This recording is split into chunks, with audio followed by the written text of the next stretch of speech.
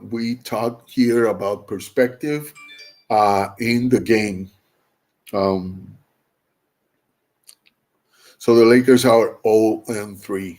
Um, this is a scary development if you're a fan because Rob Pelinka already said that trade would be uh, done after around 20 games. That's a lot.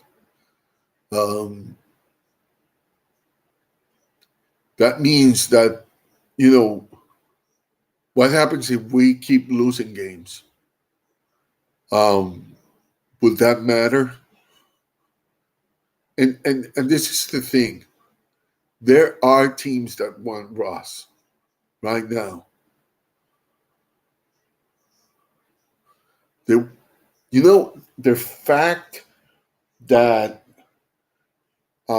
we know now that the Jazz wanted to give a 23 first rounder for the 27th and 29 to the Lakers. And, the players the Lakers wanted and ought to have this thing that are needed. And even when we were a guard heavy, Connolly is a shooter. He's a shooter.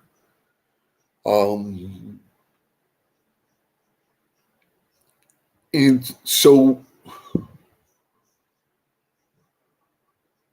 we were gonna have Rudy Gay, Connolly, and Bogdanovich, and also a 23 first rounder. And the Lakers, Rob Pelinka, I guess, or the front office, let's put it that way, said no. So who are we going to blame about that? I don't know. But that's pretty disgusting that they didn't accept that trade because it allowed them to have first rounder that wasn't the one that was given away by the Lakers in the transactions that brought either Anthony Davis, and I don't remember if there was a first round uh, given to get Ross, which I think it's been the worst transaction, not because Ross is like a bad player. Don't get me wrong. This is not a Ross bashing party here on Perspective Blog. Ross is definitely a player who, in order to be successful,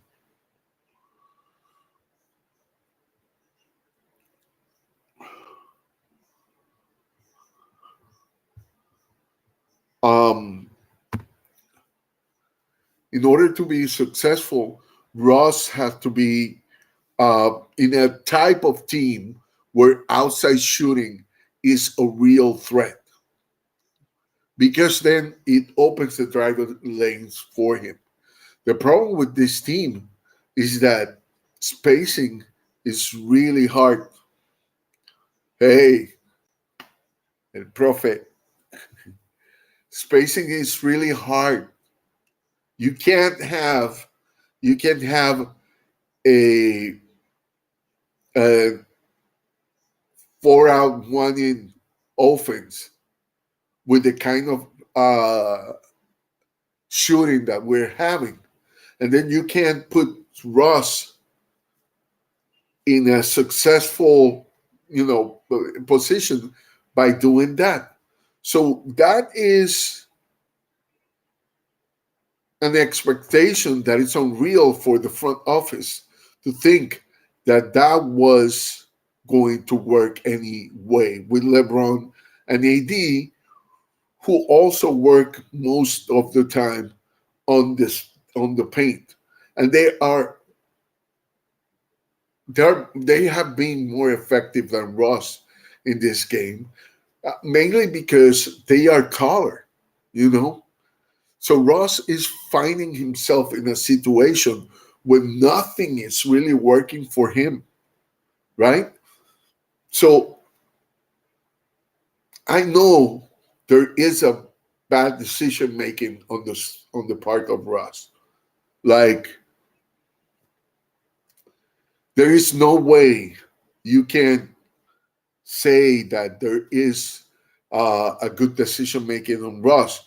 Russ took a shot completely out of balance when the Lakers were winning by one with enough time to organize a good offense. That was bad of Russ. Now, this is the problem. Why does Darvin Ham has a team that is working, that it gave him a lead of 8 points, and then decides to put Ross in the closing uh, uh, part of the fourth quarter, and it cost him the game. It cost him the game. And we saw that with Frank Vogel. We saw Frank Vogel doing that.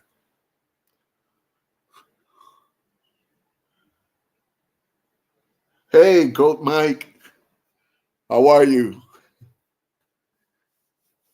So this is the problem. Like if you have Darvin Ham can say, I took the decision. But the truth is that Rob Pelinka and the front office interviewed Darvin Ham with the expectations of putting Ross there. So facts over feelings, I don't know if that's the question that we should be asking.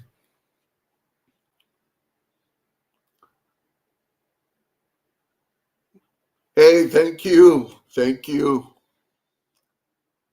Thank you.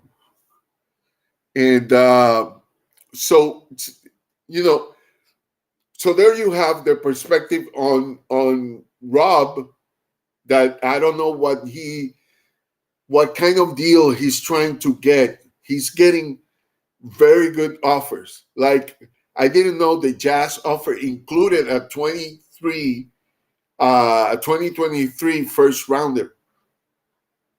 I thought,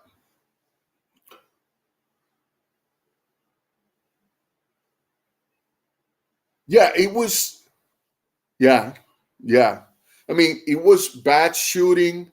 Like it's really difficult to put it on Ross, you know. Um, but being said that, if Ross would have never been at the end of that fourth quarter, we probably would have won that game. Now, like I said, Ham put Ross there, but I don't know how much pressure. You see, the idea or the PR was,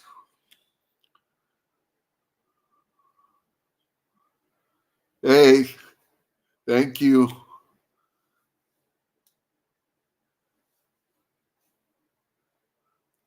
So I don't know. Um, so we talk about Ross, being put in a difficult position. But now I want to talk about LeBron James. LeBron James is off to another MVP start, right? So he's got to be mad for two reasons. He's got to be mad because he's playing way more than he's supposed to be. And that could bring, we talk about LeBron James like being youthful and all that, but at the same time, he can't be playing that many minutes and at the playing that high level. It takes a toll on players. And so, it's really, really, uh, really difficult to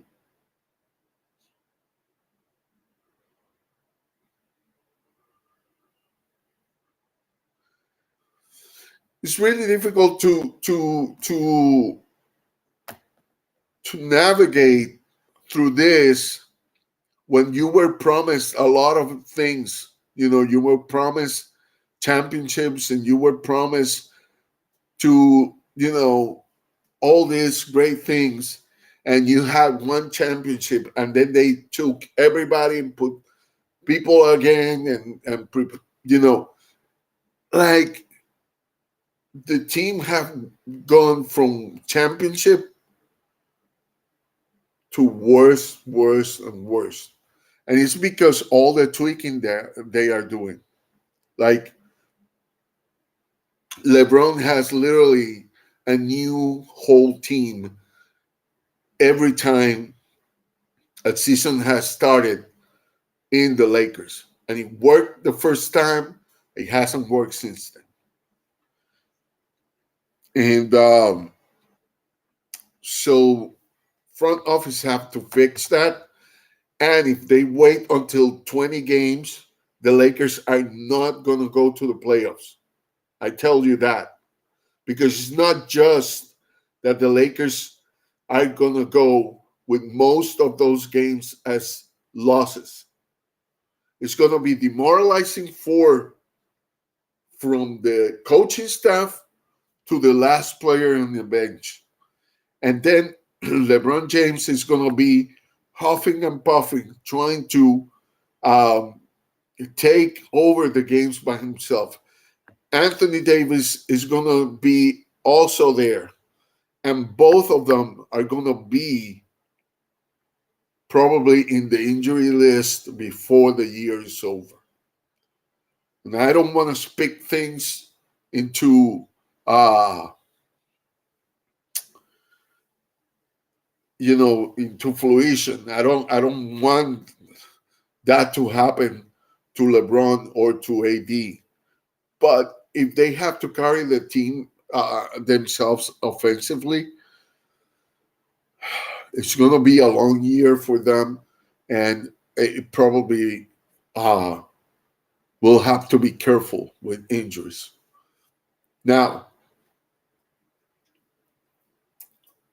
what are the Lakers waiting for? At this point, take any deal that you can. You can't be expecting deals, perfect deals. You had deals that were very close to perfect, and the front office have been dropping them. Like they can find something better. They can't. For Ross, they can't.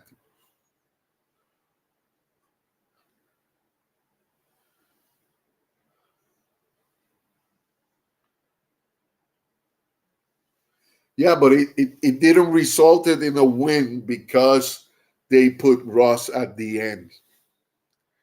You see, they had an 8-point advantage, right? They had an 8-point advantage. And then Ross got in and they stopped completely.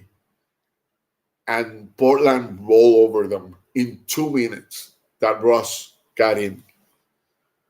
And he took a wrong decision that pushed LeBron into a corner because what happened is Ross is not a threat from the long distance. So they can close all the driving lanes, and LeBron didn't have a place to go. So he had to shoot from the outside, a very uncomfortable shot in the final seconds, and he didn't make it. But the reason for all that to happen is that Ross was there. He's a liability when it comes to defending the Lakers because they leave him alone, or they put Nurkic, the center, to guard him. That's how disrespectful is the defense against Russ, because they know he probably may take a bad shot. And he took a bad shot that cost the game, because everybody's going to say, well, the final shot was LeBron who took it. But LeBron had to take it because they closed all the lanes for LeBron to drive in, because they didn't care if LeBron would pass it to Russ. That was the only guy he could pass the ball to. And LeBron didn't do it because he knew if he passed the ball, Russ had less probability to make it than him. And so LeBron was forced to take that last shot in a way that wasn't really good, So that's the problem with Russ. Russ needs shooters. LeBron needs shooters. And Anthony Davis can shoot from the outside, but Anthony Davis works better if there is shooters around him. So if you want to have those three, it doesn't work together well. If you want to have those three as starts, they are not going to work together unless you have a bunch of sharp shooters all around them. If not, it's not going to happen. It's just not going to happen. It's just going to be a problem.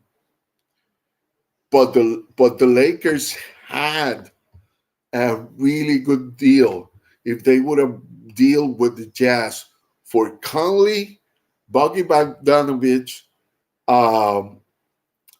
Rudy Gay.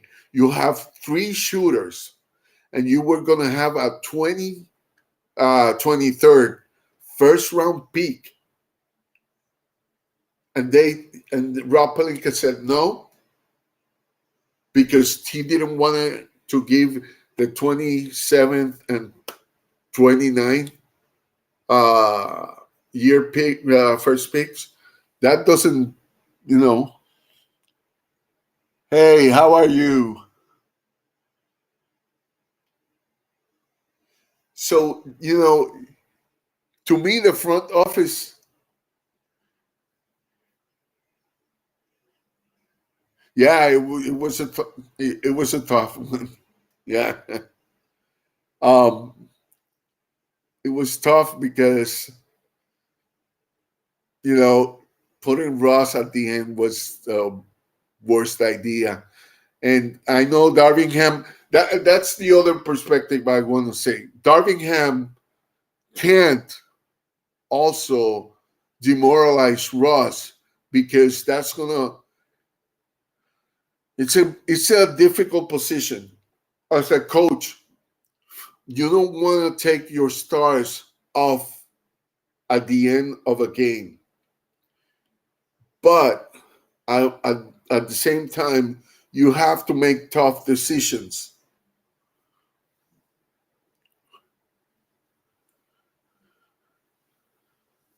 Yeah, well, the Sixers, but I think the Sixers are gonna bounce back from that, because the Sixers have a better combination. Like, it gels better. It's not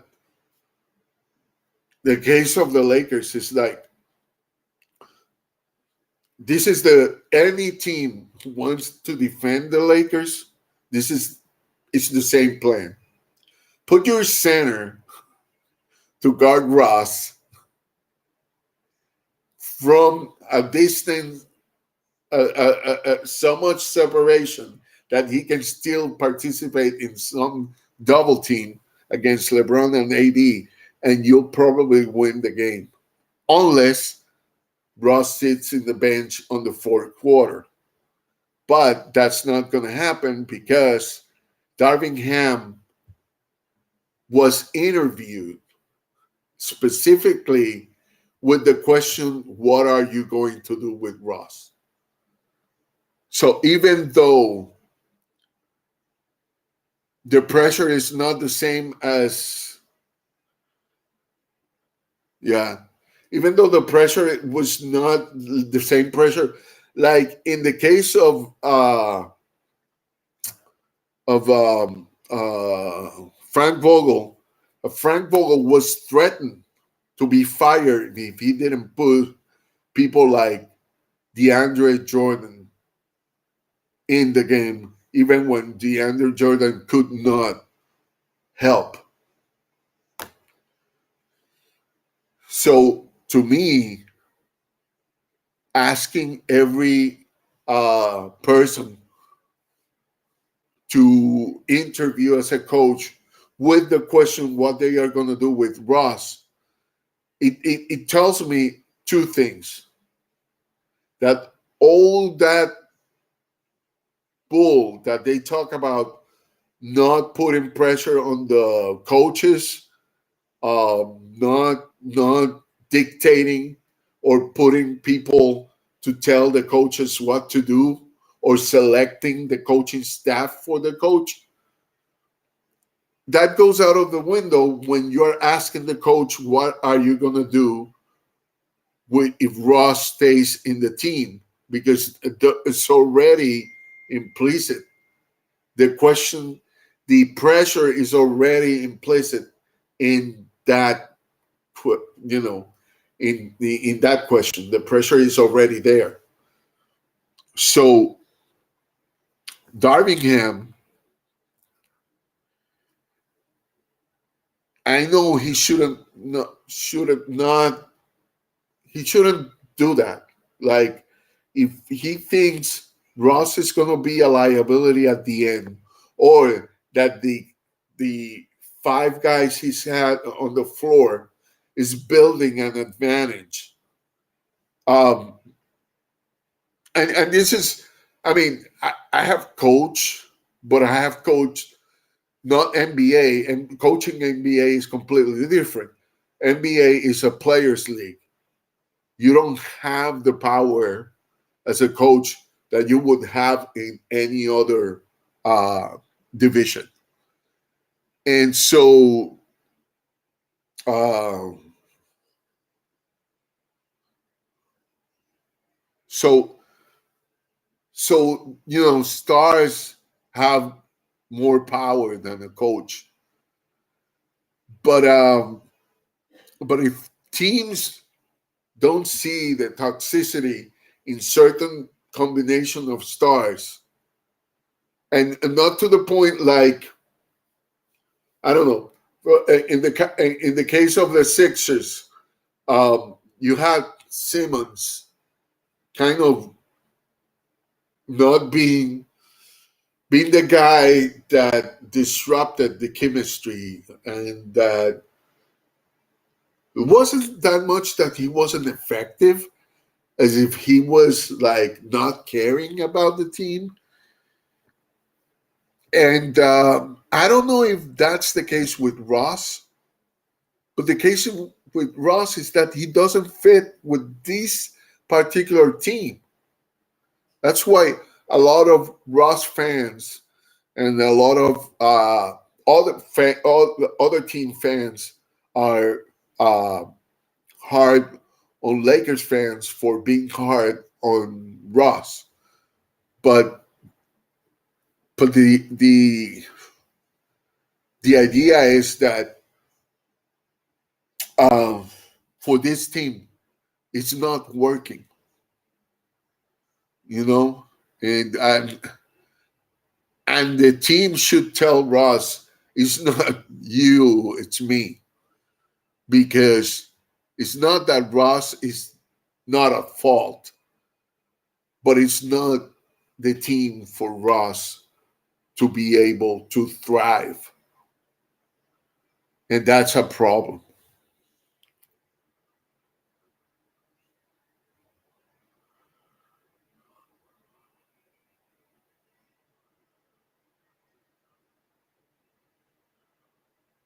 Yeah, but Ben Simmons, he didn't care. He didn't care. That's The problem with Ben Simmons is that he didn't care. That I don't know, you know, when you care, you look for ways to make something successful. Ross is trying. I can see he's trying, but there are certain things that make Ross Ross. And Ross is better version of himself if he's surrounded by shooters in a 5-out offense type of thing. We saw it when he was in Houston. When they did the 5-out with Ross and everybody else was like a long distance shooter. He looked like one of the best versions of himself. When he was in OKC, he was also young, and so that helped. But it's not lack of effort from him. He's being asked to be himself in a team where he can't be himself. The case of Ben Simmons, you guys had to take him out. You had to take him out, not because he's a bad player, really. It's because he's got a bad attitude, and because Ben Simmons is a great defender, and he's a great passer, great defender. He finished well at the rim, but there,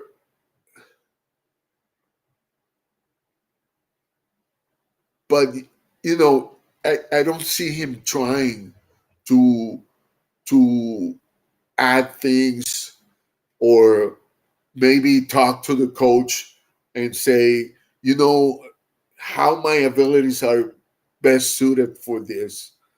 Where do you want me? Where do you see me being successful? And Ross talked to Darvin Ham, and he accepted coming from the bench, you know.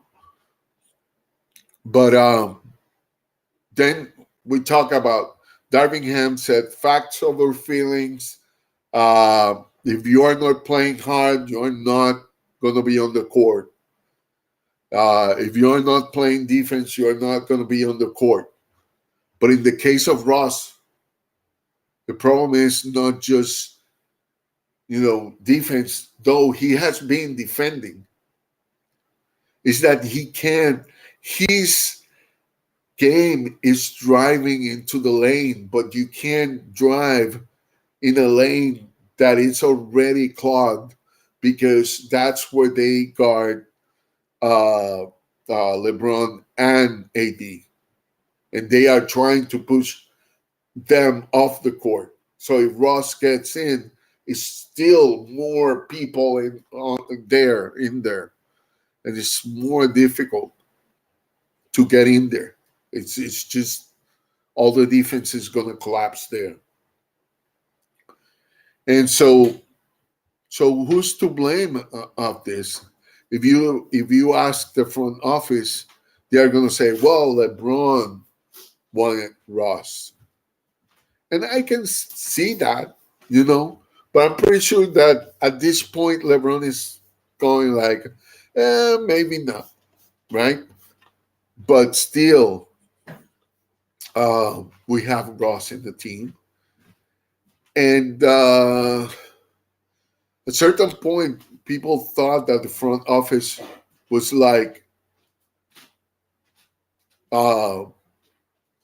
being kind of having a little revenge against LeBron for him wanting Ross instead of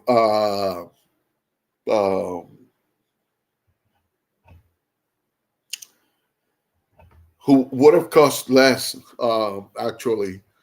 Um,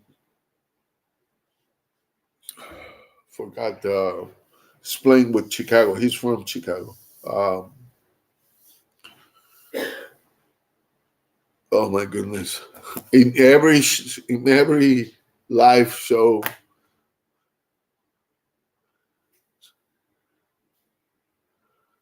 all right, all right. Yeah, yeah. It's late in the East Coast. It's late. All right. See you, man. Best wishes. All right. So, what are we?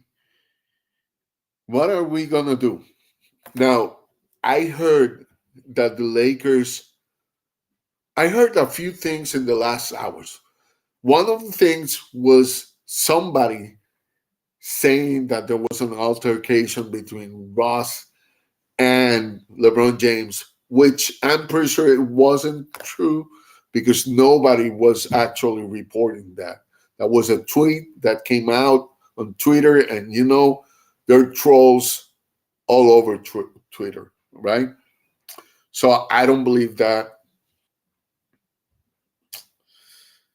Um, Another thing that came out a few hours ago was that the Lakers maybe, and take this with a grain of salt because I haven't been able to confirm this, that the Lakers may be talking again with Charlotte, the Hornets. I don't know if it's true. I actually welcome the idea that Hayward joins the Lakers. I know he's injury prompt. He's got a huge um, contract, but Hayward is a shooter, and you can't have enough shooters in basketball, you know? And he's not a bad defender. Um, and I would love if the Lakers could even go to the finals with Hayward and beat and have Hayward getting a championship with the Lakers before the Celtics get another championship. That would make my day. So, but now, my last point. There's a share all around guilt. LeBron maybe for pushing Westbrook. Um, I gotta, because this is gonna kill me if I don't remember his name.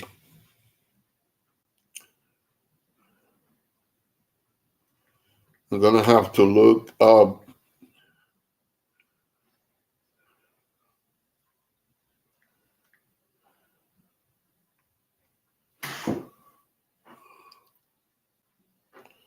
Let me see.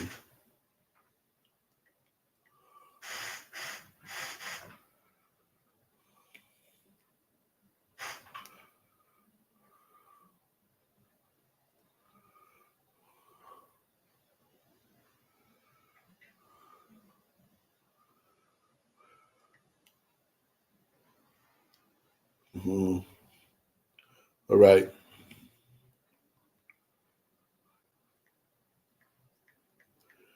You know when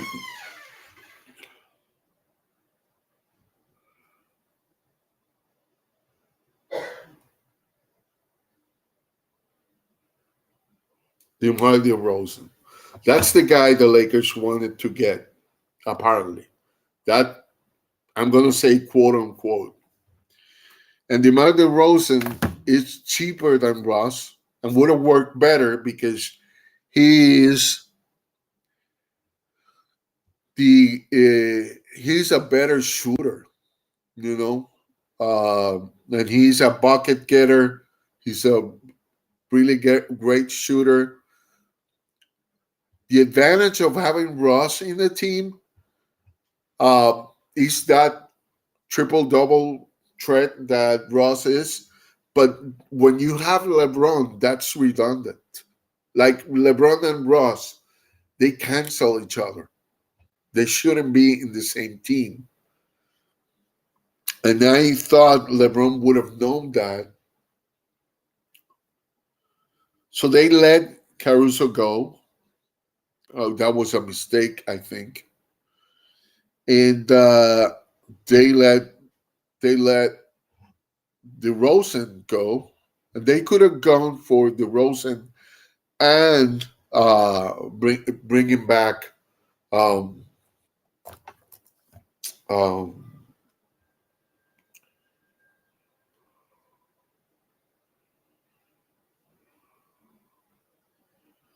Lonzo, and so you saw how much success they had with DeRozan, Lonzo, and Caruso over there at Chicago. Um, should have gotten those guys instead of Ross, giving, and Caruso had the opportunity to uh, give him a prize just to get there. And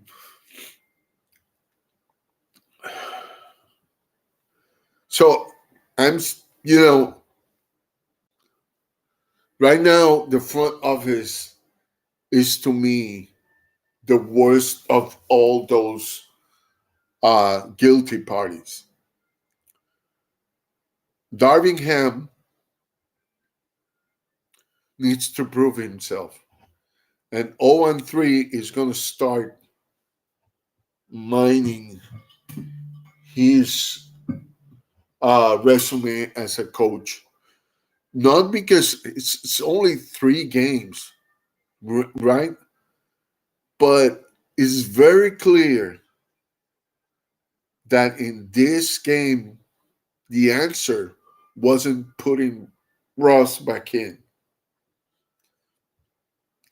And if this keeps happening, not only Ross is going to lose value, Ham is going to lose credibility, team effort is going to drop, and then Pelinka's job is going to be a lot more difficult because there's going to be a moment where the Lakers are going to really, really look bad, and they are going to be really, really desperate. And when that moment happens, if heads are not rolling, the fans are going to turning away from the Lakers, the games, and not the Lakers as a fan, but they are not one. They don't want to go and see their team lose. Like I'm going to be a Lakers fan for probably the rest of my life. It's my team. It's the team I like to root for. There's no other team in the NBA that I like to root for. But at the same time, if I were paying for seats, I don't want to pay for seats just to see the team losing. And it, to me, is alarming that the Lakers are waiting 20 games to do something about it.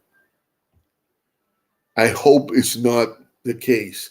I hope that's not what Rob Pelinka is thinking about, because it would be a great disservice to the Lakers fan base, not just in LA, around the world. There are fans around the world. In a day, in any place in the earth that has a daytime right now, I guarantee you there's a Laker fan there.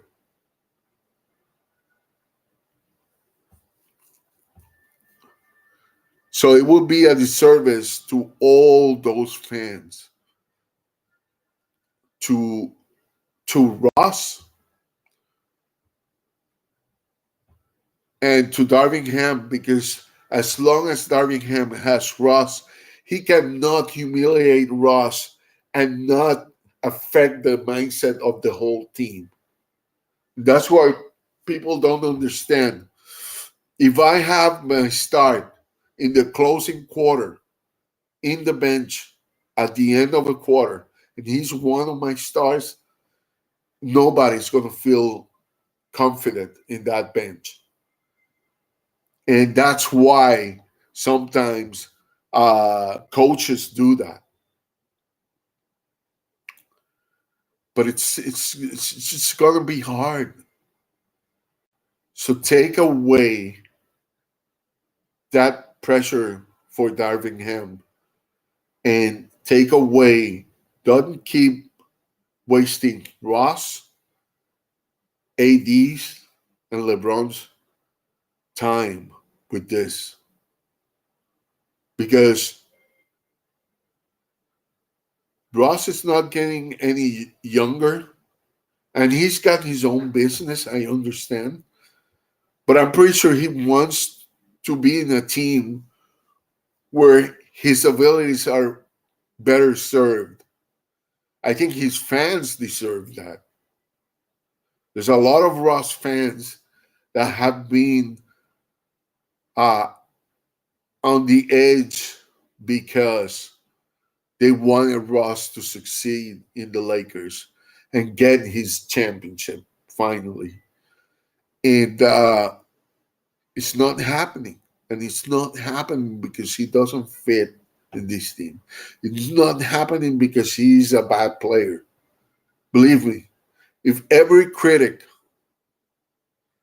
of Ross in Twitter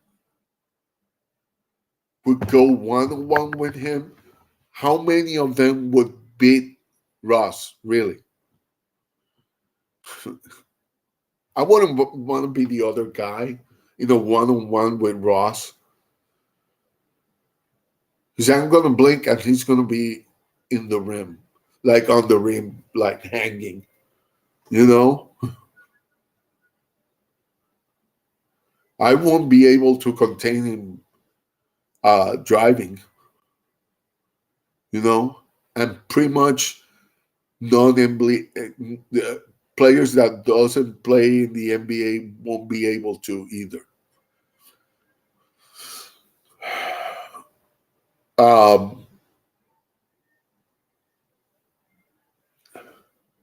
And yet, you know, he's not known for his shooting, but it's not like he's going to be afraid of my defense or somebody at Twitter's defense, you know? But, you know, that's why I mean that I'm not bashing, you know, Ross. It's just that it's not convenient for him to stay. I wish, believe me, I wish Ross could get a championship playing for the Lakers, because it would be a great story for the franchise, for Ross, and for the fans. Because this town is his town. He's an LA guy. You want him to win in LA, playing for the Lakers. But it's not happening. And it's wasting everybody's time to keep him in this team. I don't know if it's for sentimentality. I hear he's a great guy. So that makes this worse. Because the more you hear about how great guy he is, the more you want him to win. But it's not happening. And it's not just to LeBron, because he was promised that, you know, things for him to retire here. And I know he wanted to come to LA anyways. But, come on. he could go to the Clippers if he wanted to. I'm pretty sure that that what his face would drop anything to get LeBron with the Clippers because he know he wouldn't have a chance for a championship with LeBron there. I don't know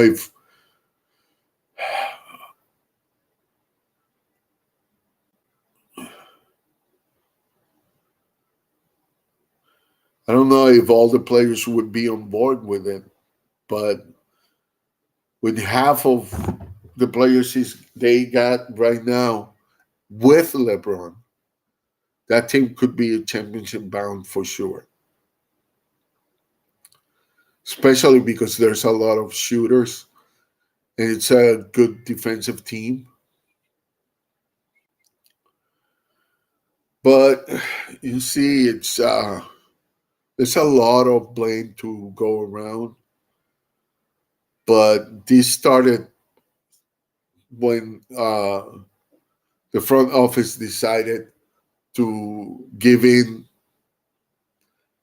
like I'm saying, giving into AD's and LeBron's plan of bringing Ross to the Lakers.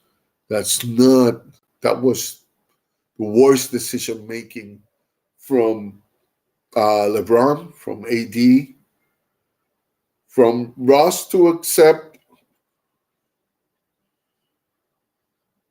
and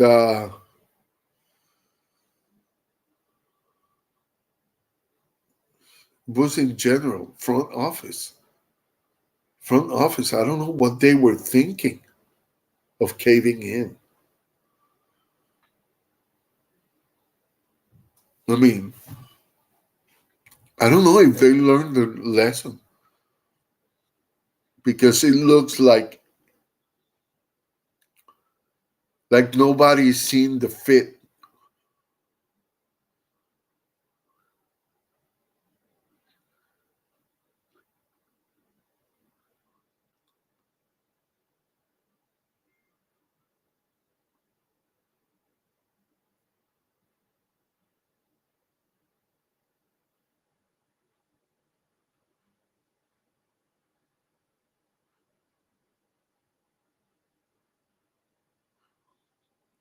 So I don't know. I don't know. That's my final thought. Let me know in the comments anything you will have to add. I'm going to end it right here. May God bless you. Take care of each other and of yourself and each other, and go Lakers.